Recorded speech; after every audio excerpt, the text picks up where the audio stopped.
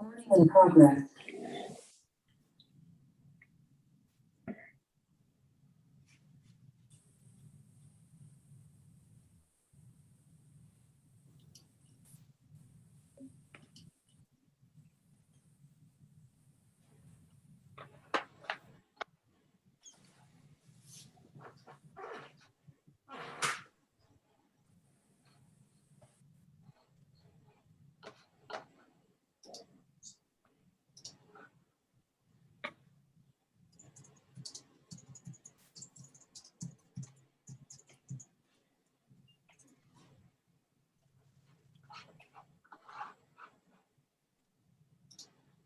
Welcome, Ken.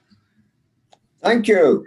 Thank you. Well, good morning from my side and good afternoon to you, sir. Thank you. Thank you very much. Good morning to you. Great weather here today, so wonderful sunny day. Is it? Oh. This year, there have been a lot of record temperature cities in US, in Canada. I'm in Often Manchester. I'm in 50. Manchester, England. Yeah. No, Yeah. but I am saying the temperature levels have gone up in many cities, crossing 50. Yeah. Dr. Prem, we can begin. Okay. 50 Thank you. degrees. Yeah.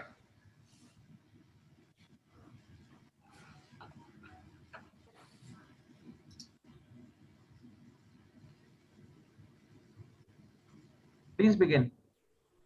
Yeah.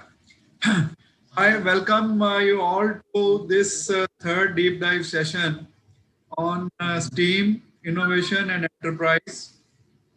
We had yesterday a very interesting session on use of technology in the STEAM based education, and it evoked a lot of sharp questions, very big, huge response. So before we start the session today, I would build a little perspective for the people who have joined today. So we are from the Munjal BCU Center of Innovation and Entrepreneurship based in Ludhiana. This is promoted by the BCM Foundation, sponsored by the Munjal family to give back to the society part of the success that they have received in their business. The Munjal BCU Center of Innovation and Enterprise, we call it MBCIE, aims to transform higher education, industrial innovation and incubation entrepreneurship in the state of Punjab and North India. We are looking at combining, and this is a unique project where both education, innovation, industrial innovation, and then incubation, startup, will be in one campus, and it will network with all the educational institutions in the state of Punjab and North India. So we are looking forward to offering some of the state-of-art new programs, and this series was started as a kickoff for creating awareness and curiosity about the new model of education that we call as STEAM-based education or STEAM education. Before we start the session today, let me go back to the 1st of July when we organized a national seminar on STEAM education and the transforming education through STEAM methodology. We had a huge response. We had 3,000 plus people who registered, and over 2,000 people attended on various platforms that were made available to the people. The national seminar was followed up with 2 deep dive sessions yesterday and day before yesterday. The first deep dive session focused on the pedagogy, how STEAM is actually practiced in schools and colleges and universities. And yesterday's session was using STEAM and STEAM and technology. So we had the demonstration of using STEAM-based education through augmented reality and virtual reality. And today is the final and third deep dive session on how STEAM catalyzes innovation and how in the institutions, schools and colleges, STEAM can create innovative enterprises of the future, and STEAM can nurture future leaders in all walks of life. We have today with us we have today with us Mr. Bernard Karan and Mr. Patrick Beck. I'll briefly introduce Bernard and Patrick. Bernard Karan is Director Enterprise BCU and has over 30 years of experience in creating, growing, and exiting successful enterprises. Accomplished company director operating in roles varying from sales director through managing director to board chair. He has successfully provided advice, coaching, and mentoring to over 1,000 business enterprises in various roles, from non-executive to formal consultation, and as advisor to multiple UK innovation and incubation bodies. Bernard has contracted, modeled, and delivered over 100,000 square feet of innovation centers and numerous successful projects. He is also a member of the Chartered Management Institute and fellow of the Institute of Innovation and Knowledge Exchange. We also have with us Patrick Beck. Patrick is head of new product development at Steamhouse UK, part of the pioneering effort of the BCU. Patrick has worked in product and service design, venture development, and social innovation for over 15 years. He supports Team House members to collaborate creatively and strategically on the development of new products, services, and programs. We welcome Bernard and Patrick, and the stage is yours. We start with Bernard. You are welcome, Bernard. Thank you. Thank you very much for that introduction.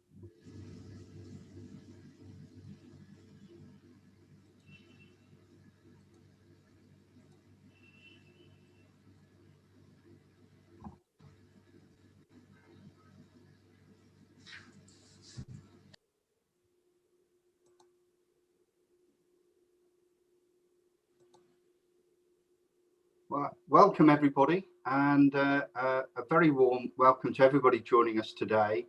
It's a real privilege to be invited to share some, I hope, some insightful thoughts on what innovation is, how innovation is actually a process. It's not a random set of thoughts or ideas.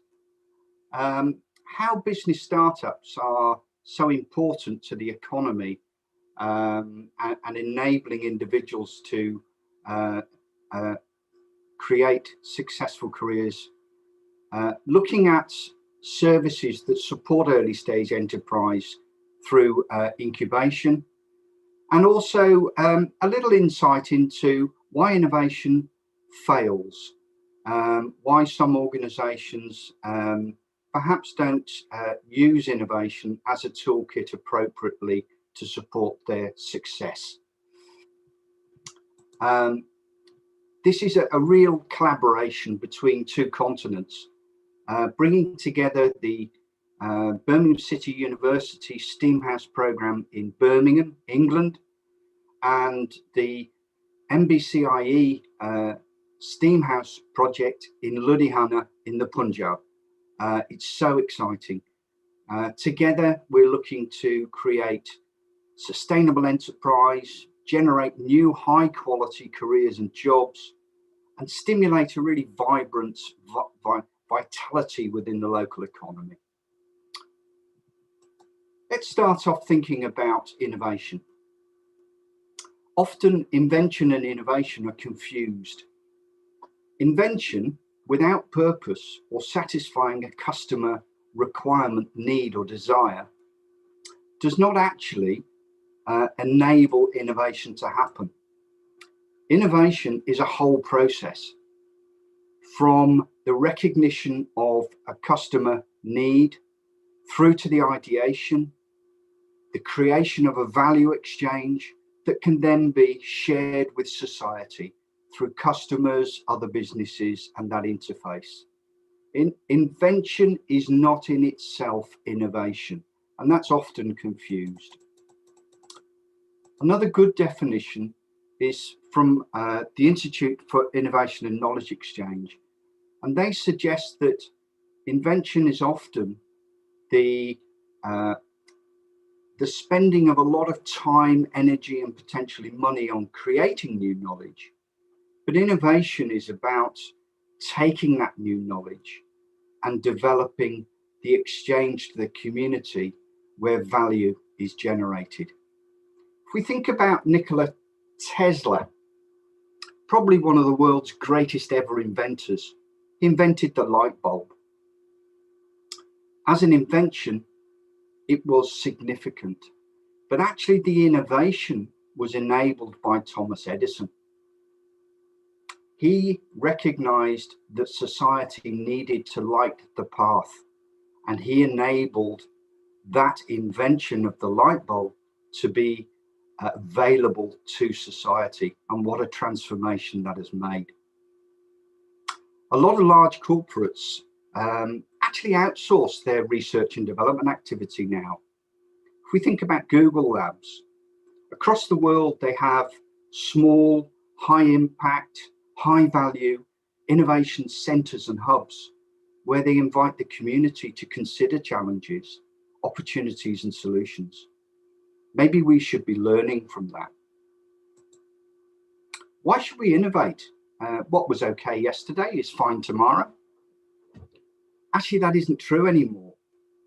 Change is all around us. Who would have believed that Uber, the world's largest taxi company, actually owns no vehicles? No one would have believed that 10 years ago. Alibaba, the world's largest retailer, holds no stock. Anyone who's ever been involved with retail would question whether that was possible, but it is. Disruptive innovation is about considering the fundamentals of the business model. Think about the light bulb. Those organizations who have been manufacturing halogen light bulbs for many, many years are now in a disruptive market situation. Why? Because a new technology, the LED, is now taking over their market. And those organizations that have not considered the change required are now in significant difficulty. Disruption and change is, I would suggest, the one consistent.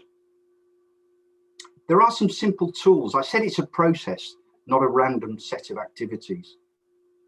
We should be considering all the time when we think about enterprise and innovation, how we differentiate our product or service in a market. This is just as true for educators as it is for other businesses. How can we use simple tools, additionality, subtraction, extension, differentiation, translating solutions in a market adjacent to us that could actually transform our market?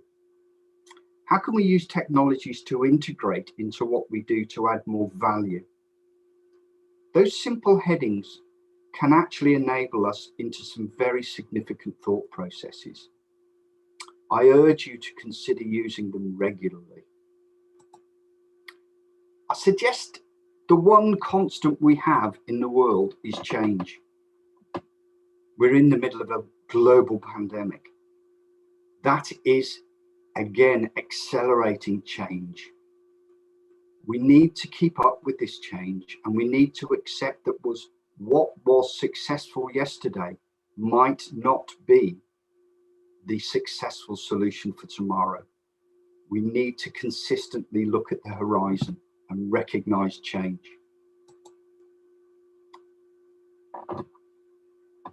One of the world's greatest thinkers, Einstein, for me, made a statement that is just fundamental. And that is, if I have a problem, I should spend most of the time thinking about the problem and defining that problem. And then I look at the solution. How many of us rush into solving problems before we had considered the core carefully? We need to consider that cause and not the symptom. Often we innovate on symptoms, not the causes. Most early stage businesses consider that all they need are more customers. That is not true, because if a variable cost base is volatile, we simply accelerate our businesses going bust quicker. Let's think about early stage and new business in the Indian context. In 2019, there were more than 5 million new businesses founded in that year. The challenge that we need to support is far too many of them are failing. And that is where incubation and support for those early stage businesses should be focused, in my opinion. Why do businesses fail? Most of them run out of money. But actually, this table suggests there is something called lack of market fit, which is a significant factor. I would argue that that is wrong. I would suggest that it isn't lack of market fit. It is a lack of understanding the customer need, desire, or problem. Market fit is about understanding the needs of your customer. And are you satisfying those needs in a way that generates their interest to reach out and take your product or service? That is the big challenge. The valley of death for early stage businesses is a significant problem, researched and recognized for many years. A good incubation support service for early stage business should be focused on that area we're terming the valley of death. It should be about focusing on supporting those enterprises from ideation through to cash generation to minimize those failure rates and maximize the success of those early stage businesses so they become valuable businesses in our local economies. One of the areas we always work with our early stage businesses is to consider strategically how they position within markets. Competitive advantage can only be achieved, I would suggest, through being very clear about whether you're going to be the best operational service in a market, whether you're going to be so close to your customer that they will never let you leave, or whether you simply have the very best product there ever is. I suggest you can't do all of those necessarily. We work with our clients to recognize which area is the primary focus. Another tool we work with regularly is what's called the Divergent Innovation Matrix. It helps in a structured manner those engaged in early stage business to consider the differentiation that's required to create market opportunity. We consider extending the offer, additionality, subtraction, etc., to actually use a proper process to recognize how the product or service is going to have value to that recognized customer need, desire, or problem. It's important to have these tools available to truly generate innovative practice. If we look at the economy within the Punjab, a recent report from the government in the Punjab suggested that some of the primary sectors are in the digital, printing, textiles, engineering, two-wheeled vehicles. And actually, I suggest that those sectors, those vertical economic activities need to be co-joined through the horizontal axis of innovation, enabling the digital organizations to work alongside the engineer to provide those solutions that the engineer is struggling with in automating their process. And it is through the hub in MBCIE Ludhiana that we will bring that community together, consider our challenges and problems, and enable the intersection of those vertical sectors to engage in the horizontal, so that we can collectively as a community within the Punjab solve our problems and accelerate our business success. Really important part of bringing this innovation hub to Ludhiana. Best practice in incubation has been researched and developed over many, many years. I suggest that this framework is really important for any early stage business support activity, a business incubator, to have real value. The knowledge wrapper actually exists. It's not all about universities or centres of learning. It's also about practical expertise that we have within our business community and enabling that knowledge and experience to be shared within a cohesive framework. It's important to bring innovation learning into that environment so that we consider the different, the unique, the challenge, the change. We need to enable collaboration. In my business life, many times I thought that I was the only one struggling with my individual problem. I wasn't. It was through collaboration that I realized many of my other business colleagues had similar challenges, and collectively we came up with great solutions. We need to ensure that we are training in skills and enterprise and entrepreneurship so that individuals and groups have the insight into how business functions and what are the key skills and tools required for success. And we need to create a competitive environment. It's through competition that we actually drive innovation and change. That framework for me is fundamental to the success that we will work collaboratively together across Birmingham and Ludhiana. Knowledge is vital and important, and that knowledge should drive innovation. It shouldn't be sat in a silo. It shouldn't be sat in an area where that knowledge is not available to the wider community. We need to use that horizontal access through a hub of exchange, such as MBCIE, where we enable the interchange of individual pieces of knowledge so that in the collective, we have greater empowerment of change, both through formal and informal education and skills development. Collaboration is the key. If we look at business incubation, we've developed over many, many years some fundamental principles.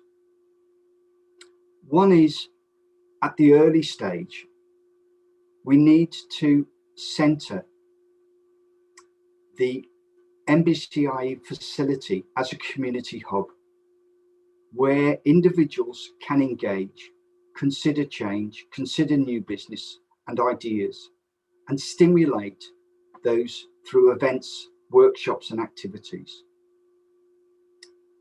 An interesting aside, a significant proportion of the owners of internationally successful businesses often have little higher formal education. And we need to remember that we need to be a community of practice that allows individuals to come and engage. Pre-incubation should be about supporting those with ideas, to assess their business ideas, model them, plan them, be collaborative, and ensure that the customer is actually needing their product or service. We then need to develop good coaching and support services, bringing together the expertise that we have locally.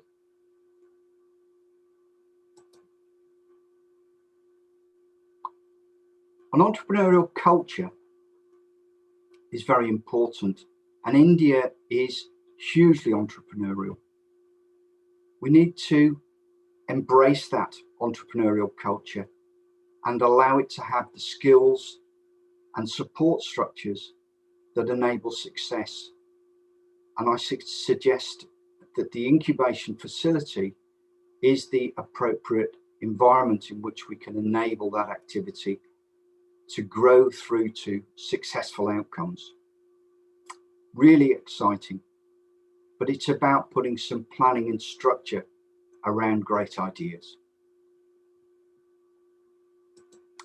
One of the simple tools that have been developed is a simple business plan on a page. Businesses no longer work on writing huge reams of business plans. They need to be agile, innovative, and fast. So we've developed a key tool with the Institute for Innovation and Knowledge Exchange, which enable businesses working with us to develop their business model on a page.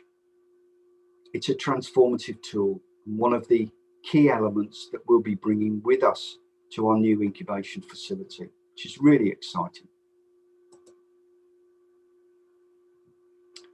It's all about enabling the community and the people within that community to engage, to inspire them to take on the challenge of success, to collaborate through learning.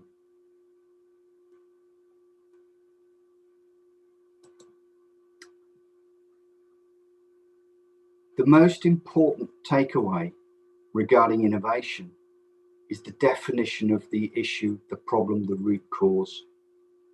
Most people fast track through those early stages and actually get into solution design and product too early. We need to ensure that we are stopping and considering whether we have the correct definition of the problem in the early stages. I'd like to share a thought piece with you today. Many years ago, one of the largest companies in the world was an organization called Kodak. I'm sure many of you will know this.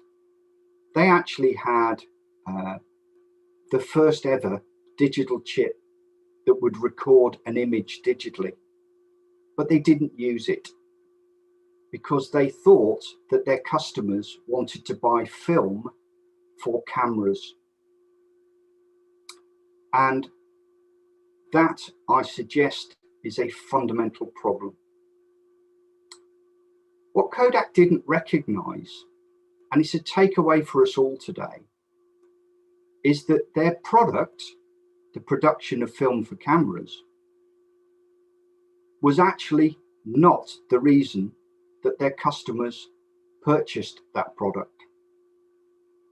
They hadn't used some simple tools, the 5 whys, to question why the customer bought their product. The customer did not want to buy film for cameras. The customer need was actually the ability to capture a moment in time. And therefore, when the digital image camera became available, and we now know everyone's got one, The customer need was satisfied through a new digital solution. Kodak, within a very short period of time, virtually went bust. How many of us are delivering products and services without fully identifying why the customer is purchasing or using those products and services? What is the need or desire we're satisfying?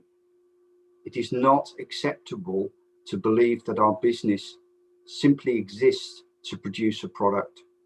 A product has no value without satisfying that customer need or desire. I suggest the key takeaway today is for you all perhaps to reflect on that in your own situations. Just to sum up today, a brief introduction. We all have challenges and difficulties, either in business or our personal development and careers. By bringing together the commercial and academic expertise, strengthened through the collaboration, outreached across England and India through Birmingham and Ludhiana steam houses, we will, within this collective, affect change and accelerate performance that will benefit us all. We are definitely stronger together, and I countenance that we all remember that together we can actually affect that change, and collaboration is the key. I'm now going to hand over to my colleague, Patrick, who is going to bring the ability of STEAM to power enterprise to life for you in his presentation. And I thank you very much for coming and joining us today. Patrick, I'll hand over to you. Thank you, Bernard. I'll just share my screen, 1 second.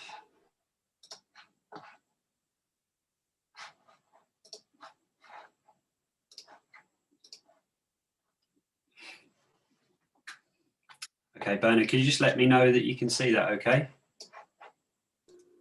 Yes, that's fantastic. Great, thank you. Hi everyone, and thanks again, Bernard. Thanks for inviting me to speak today. So I'm Patrick, Head of New Product Development at Steamhouse, and I support enterprises in our region to collaborate together on solving some of their most complex challenges. So my presentation today will detail how we support student and graduate entrepreneurs at Steamhouse to develop new products, services, and businesses using STEAM approaches. So here are a few images of Steamhouse. Top left is an image of the first phase of the project. This centre is essentially a makerspace with first-class technology and equipment which enables our members to generate ideas and develop market-ready prototypes of new products and services. The centre includes the latest technology in print, wood, metal, digital fabrication, plastics, textiles, as well as augmented and virtual reality technologies. Alongside the makerspace, we offer our members business support, and in partnership with our incubator, we help early stage businesses to build new products and services that meet the needs of customers and offer distinction in the marketplace. At the bottom left-hand side of the slide, you'll see the next phase of Steamhouse, which is due to launch early 2022. In that phase, we'll be supporting a collaborative community, not only of startups, but also fast-growing businesses, large businesses and corporations, as well as the public sector, to develop solutions to real-world problems. So those of you who joined us at Wednesday's presentation will have heard how we embed STEAM approaches into our curriculum at Birmingham City University. And if you did miss that, I think the recording is available on YouTube or similar, so I think our panelists can point you in the right direction. So in our work in the faculties, we've defined a higher education approach to STEAM that involves a set of terms identified as being most prevalent in STEAM approaches. These create a baseline of competencies or skills in our students, which provide a foundational platform for all STEAM practitioners. And these are collaboration, critical thinking, curiosity, process, and radical openness. So we believe that these core skills and competencies equip our students and graduates for the uncertainty that they'll face in today's marketplace. And it's uncertainty that's often an entrepreneur's greatest challenge to overcome. So despite the obvious commercial benefits of creating great products and services, consistently realizing that goal is notoriously hard, and it's getting harder day by day. I think Bernard's presentation explained that really well.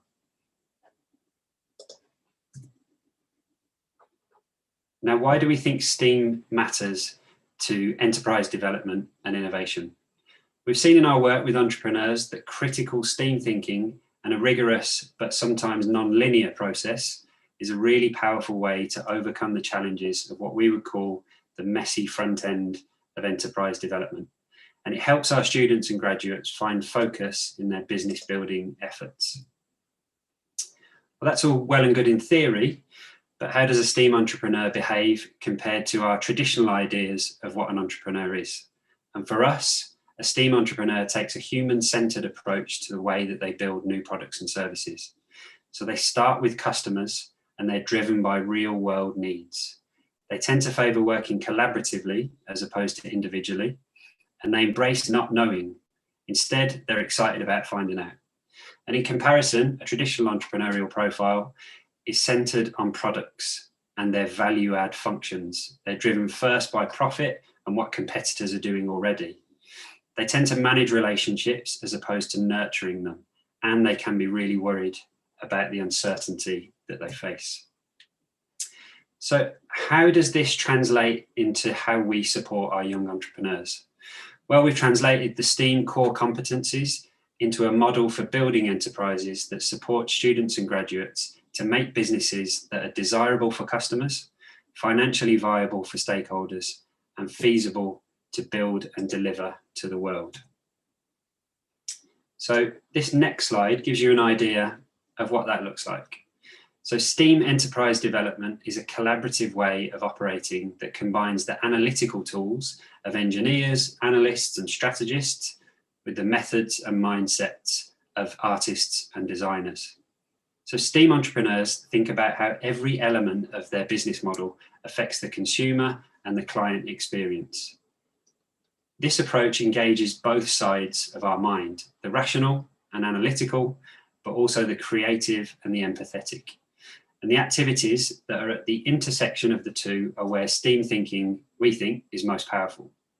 So if entrepreneurs couple strategic activities such as process planning, benchmarking, and risk analysis with user or customer-centered activities such as interviews, observations, and visualizations, we think they're building a business with a STEAM mindset.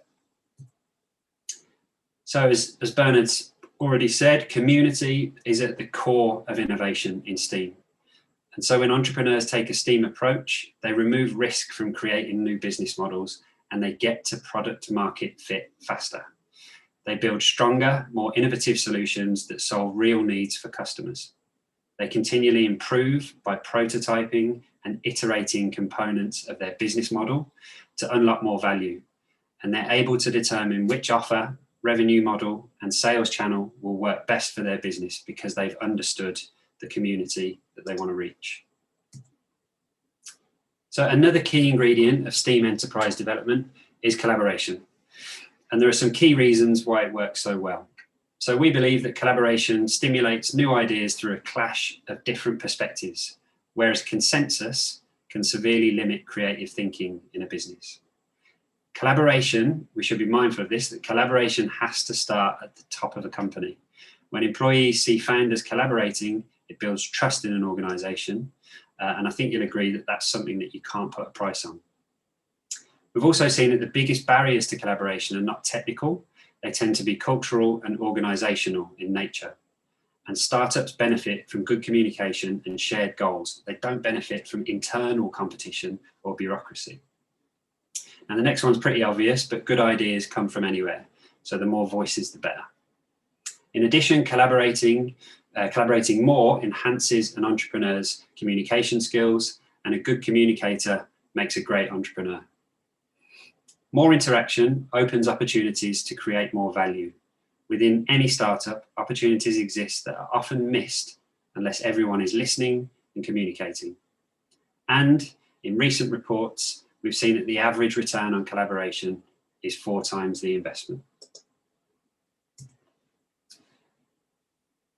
So sometimes the right methods can make the difference between successful and unsuccessful new products. And the methods that we support our entrepreneurs with might be thought of as a menu of activities. So it's important to use that critical thinking to choose the right method at the right time. And this here is a screenshot. It's an example of a blog post from a failed meal kit startup called Dinner. The founder's blog post shows why you shouldn't use user interviews, just user interviews, to get feedback on your ideas. Michael, the founder from Dinner, asked the wrong questions to his community. He asked people for feedback and asked them directly, will you use my service? A lot of people said yes, which gave him false hope, and ultimately his startup failed. But if Michael had have took a step back and asked, what's the best way to find out what I need to find out, he might have succeeded in his goal. That's why a STEAM approach should be thought of as a menu of tools and methods that entrepreneurs can draw from to find the right mix for their business goals. When we use these methods well, STEAM enterprise development becomes a non-linear, iterative process that borrows from different disciplines to understand users, challenge assumptions that we have, redefine problems, and create innovative solutions that you can go out, prototype, and test in the world quickly. We think that the innovation sweet spot is a new product or service that is viable, feasible, desirable, and has integrity. So if we strip it back, the STEAM approach for us is 2 things simultaneously. It's a process that you can follow, but it's also a mindset. And we think that they should be applied in equal measure. One won't work without the other. The process is nothing without the right mindset. And so for students and graduates, it might represent a new way of thinking that can be challenging sometimes, but once they start to apply it, they can see how powerful it can be. So I think there's quite a lot in here, but I think this diagram does a good job of describing the menu of methods available to a STEAM entrepreneur. If you look to the bottom left-hand corner of the diagram, something like design thinking, which I'm sure you've heard about, is a powerful way to find your problem fit, which is what Bernard was talking about. Problem fit is really important at the beginning, and understand the desirability of your product or service. Then to move up as you develop into determining your solution fit and viability, things like design sprints and lean approaches. So creating prototypes, putting them in front of people, getting feedback, observing how they use it. That's really powerful at that stage. Then to achieve your growth fit and determine feasibility as a business and sustainability, agile development minimizes the investment that you'll make, but maximizes learning for an entrepreneur. In terms of mindset, these are some of the key skills and attributes that we see in STEAM entrepreneurs. Empathy, really important, listening to your community. Second, optimism. Personally, I believe the key attribute in an entrepreneur is determination, and optimism and determination are hand in hand. Then after that, embracing ambiguity, knowing that you're going to face uncertainty, embracing that, and pressing on regardless. Making is super important. Prototyping your service or your product. It doesn't always have to be a tangible thing. There are ways to mock up services and test those propositions. Learning from failure is super important, and do that quickly. The quicker you fail, the better. You'll learn and improve. And that's all about iterating, which is the next one. And then just finally, creative confidence. The more that you do this, the more a student or a graduate tries these methods, the more confident they'll become in their own creativity. So why does a STEAM approach matter?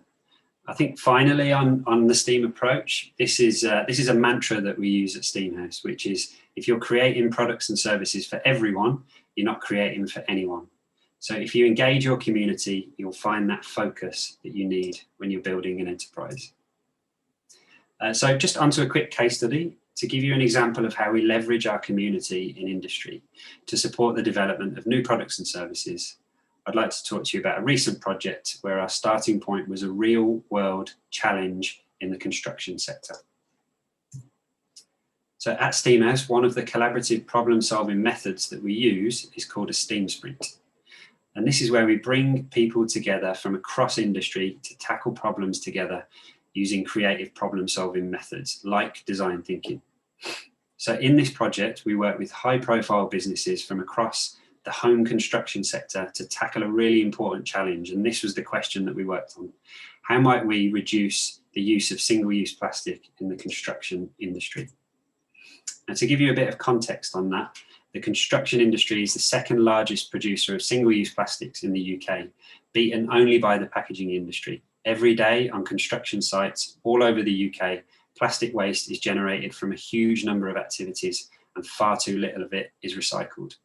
At the same time, the construction sector benefits hugely from the use of durable plastic products. The product just works. And the industry relies on plastic packaging materials to keep supplies protected and dry during transport and storage. So a really complex problem to try and tackle, and certainly a problem that can't be tackled alone with one organisation. So these are some of the companies that we engaged in the challenge alongside our students and graduates. And these are some of the largest construction product manufacturers in the UK, but also some of the largest house builders in the UK. So because of COVID, we were unable to run the activities face-to-face. So we used Microsoft Teams and a collaborative software called Miro when we came together to collaborate. So you can see the screenshots here.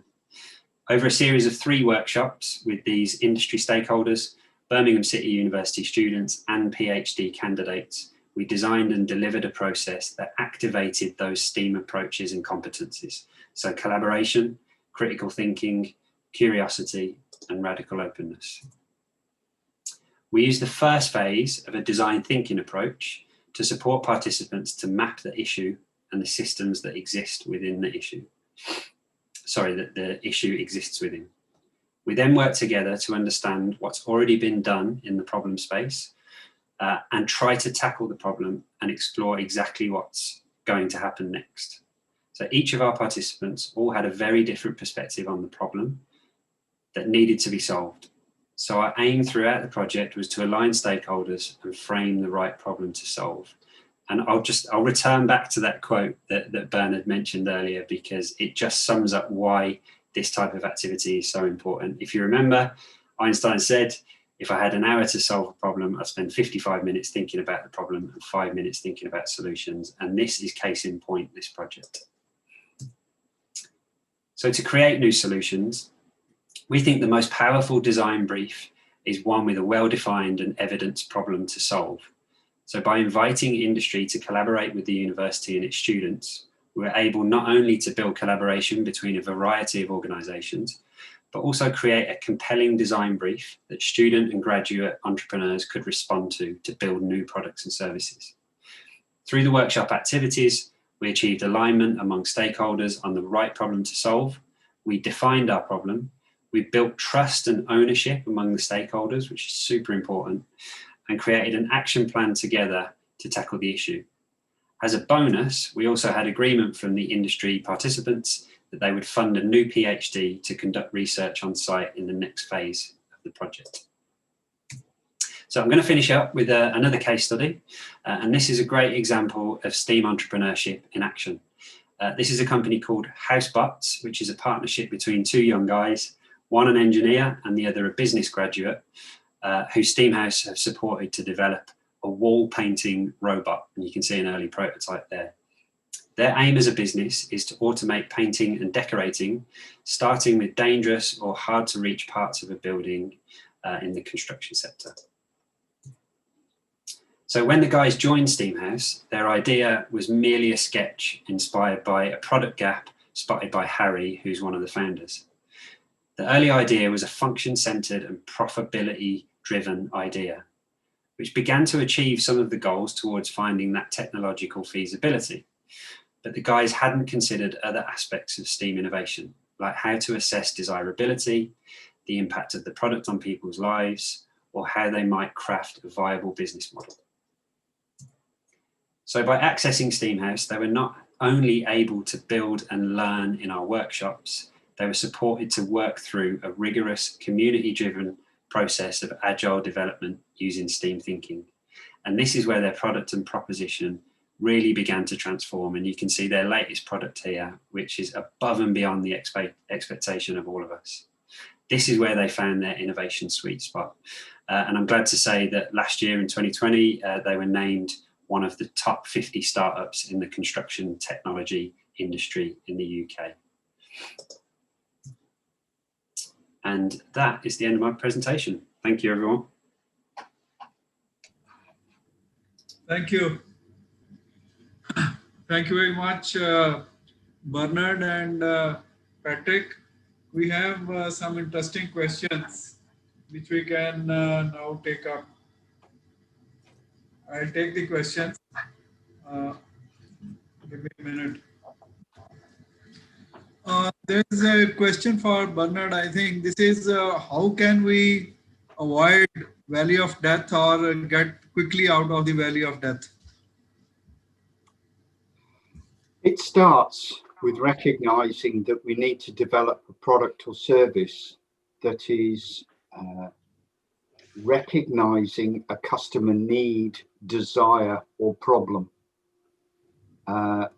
If we can achieve that at the beginning of the ideation stage, then the acceleration through to cash generation is much quicker.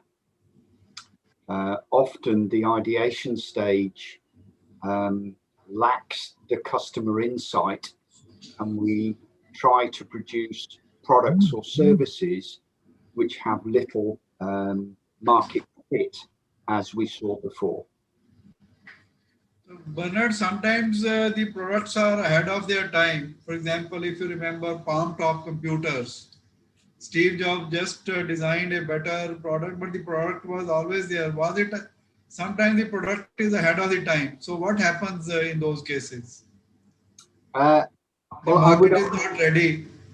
I would argue that often we look with a hindsight lens on those types of product development, but actually in real time, when those products were developed, the customer need, desire, or want was not clearly recognized at that moment in time. And therefore, if you want to develop a future product, you need to, alongside that, create the understanding in the recognized customer base that this solves a problem that might not be recognized at that moment by the customer. I recall a very interesting incident. If you remember Akio Morita, the chairman of Sony, he said Sony Walkman could not be produced if I was not the chairman, because no research study ever said people want to buy a Walkman. So Walkman still happened and it was a roaring success. And later the same success was repeated by Apple with the products like iPod, and then later with iPhone and iPad, isn't it? These were products which market research would have proved that these are the products people want. But this is the blending of the STEAM approach, that you create a desirable product through form and function. There were other competitors to the Sony Walkman, which were rather functional based, clunky bits of tape player, which you strapped to yourself. Yes. But the advantage Sony had was they did recognize that using the STEAM-based approach of form and function, they created a desirable object that the user had a pleasure from interfacing with, which is very different to some of the other products that were put to the market. You explained it very well. The next question is, how can we create enterprises through innovation at schools and colleges? I'm really excited by that question. In my opinion, we need to introduce enterprise education and allow our students, who are often the most innovative of our community, to consider the principles of enterprise early and utilize some training around the issues presented by ideation within their school curriculum, so that they can consider problems, and Patrick would be great to discuss how those challenges can be presented, and enable those unencumbered young people to consider solutions to challenges presented. I don't know whether you want to come in there, Patrick. Beautiful. Patrick, yeah, please add to your own experiences to this question. I'd agree. I think the case study that I included is one of those examples, where we've got some of the most influential stakeholders in the construction industry collaborating on an industry-focused problem, but they invited in and wanted to invite in students and graduates as part of that process, knowing that they have knowledge that the construction industry don't have about future technologies and the way that they might navigate those future technologies. Thank you. Next question is very interesting. I think it is from South India, Venta Krishna. How are you incorporating this team core competencies? What is the adopted methodology to build successful entrepreneurs? Do you want to start on that, Patrick? How are you incorporating STEAM core competencies? Yeah. And what is the adopted methodology to build successful entrepreneurs? So one of the things that we do at Steamhouse, and this, I guess this is the knowledge transfer element, is that every time we interact with an enterprise or with industry on these collaborative problem solving processes, we critically reflect on those to understand what we've learned, and they inform the way we then run that activity next time round. And the more that we do that, we end up creating what we would call toolkits. So if you remember in my presentation, I was talking about a menu of possible approaches that any entrepreneur can take. We've begun to create toolkits that align with each of those methods, and we guide the entrepreneur to choose the right methods that are right for them at the right stage of their business.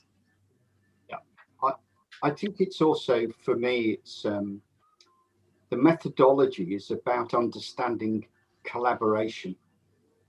So we need to diverge away from formal education in this context and bring those elements of the community, business, etc., to set those challenges with our student communities so that we have a seamless journey.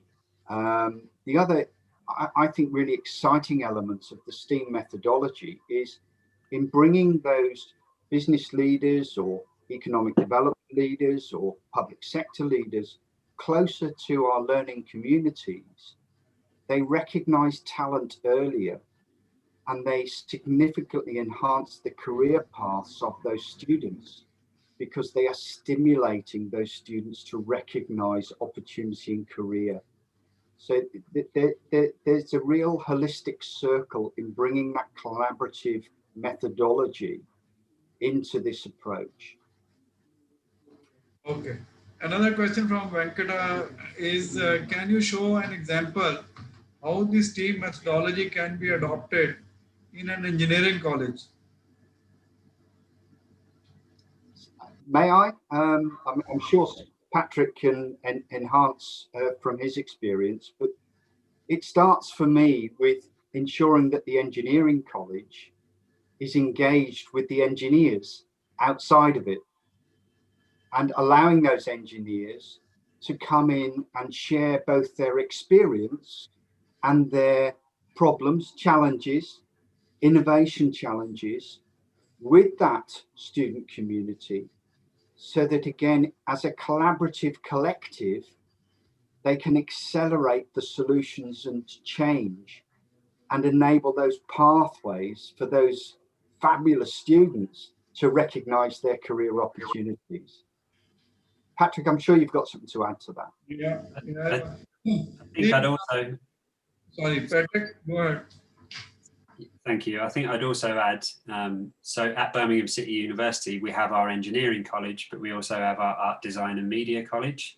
And I think it's important to collaborate across the two as well as with industry. And that's really where STEAM happens, that mix of perspectives. Great. Very good. Another very interesting question is from Shalu Jain. She says, are all these entrepreneurship techniques useful for 6th, 7th, 8th or 10th class students? I think we need to recognize that students at different age ranges actually are in different parts of their thinking process. But in my opinion, as part of a curriculum, to understand the blend of the engineer and the artist, the STEAM principles, and to have some insight into how enterprise operates is very important. Within a short period of time, a grade 10 student will be looking for a career and a pathway. And research has shown that those students who exit learning and looking for those jobs, who have some insight into how their functional job role adds to the collective of the enterprise operation, are more employable. So yes, we need to temper the skills training, but that insight is valuable, I believe, certainly at what I would term secondary school level. I'll add a bit to Shalu on this. If you search Google, you would find a very large number of very successful Indian boys from schools age 10th onwards who have created very successful businesses. There was a story which went viral of a Bombay 7th class student who went to his grandparents' house forgetting his books and study material there, and he picked up the idea of delivery from there and started at the 7th class an enterprise of delivering packages along I think Bombay Pune belt. It is available on the net, but I think there is no age bar on 7th, 6th, 7th or 8th class students to think of entrepreneurship in a small way. In our own schools, there are entrepreneurship club. Dugri school has one where the student prepare things and deliver as per the customer's requirement.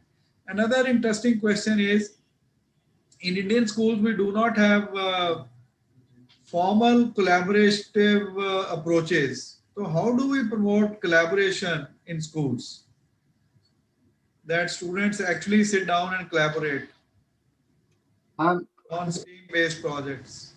Yeah, again, I'm sure Patrick's got some insight, but certainly I've used in my work some games. So we've all heard of Lego, but there are other games-based entrepreneurial activities where in groups students can come together to consider either real or imagined challenges, and in a game framework develop business solutions looking at product fit, customers, revenues, costing.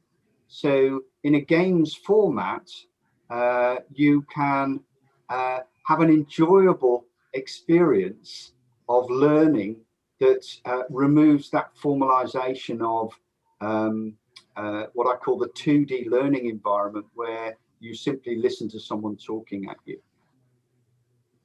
Thank you. Patrick, you want to add something?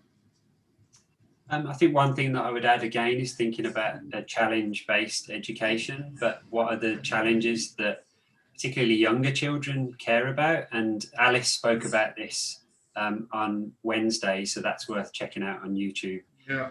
And she created a program with very young students, which was inspired by design thinking. And I think that they were looking at bees, because there's a decline of bees in cities in the UK, and the children cared about those bees. And so the challenge for those students was to find ways to encourage bees into urban environments. So finding that one thing that a group of young students care about, I think, is a powerful way to do it. Yeah, I remember, I recommend Shalu to go through this recording of the second session, where, and the first session actually, where there were practical examples, but we'll come more with it. There are other questions, but considering the paucity of time, we'll stop here. And I wish to profusely thank Bernard and Patrick for an excellent session. It has been maybe a little unusual for Indian setting, because we don't have entrepreneurship, as Bernard said, in a big way in our schools and colleges, which we need to. And when Bernard is here in India, we are looking forward to a very big movement of millions of entrepreneurs emerging from the Indian states. And thank you once again for the wonderful session. For the benefit of audience, the MBCI project will be exact replica of what BCU is doing in UK. And we'll have the same kind of facilities, and BCU faculty will be taking a lot of interactive sessions. Incidentally, BCU is ranked very high on skills, employability, and enterprise. And all of these three benefits will be available to the students and entrepreneurs who would be joining the MBCI's Innovation Center and the Incubation Center.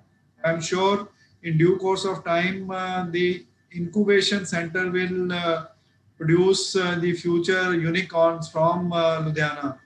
I'm very hopeful that with Bernard's presence, we'll create enterprises of the future.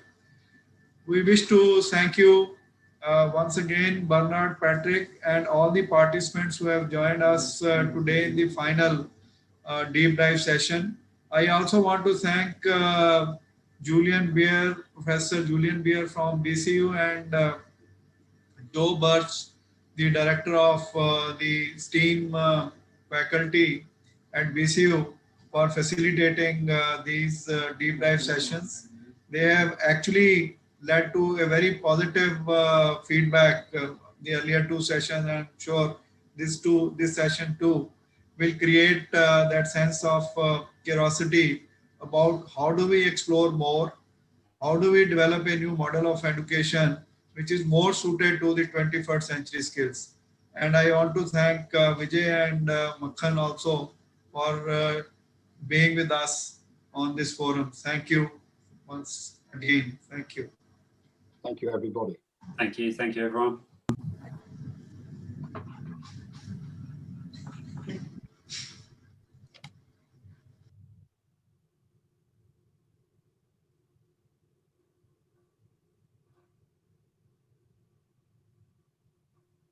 I take it that's it then, Patrick. Well done, mate.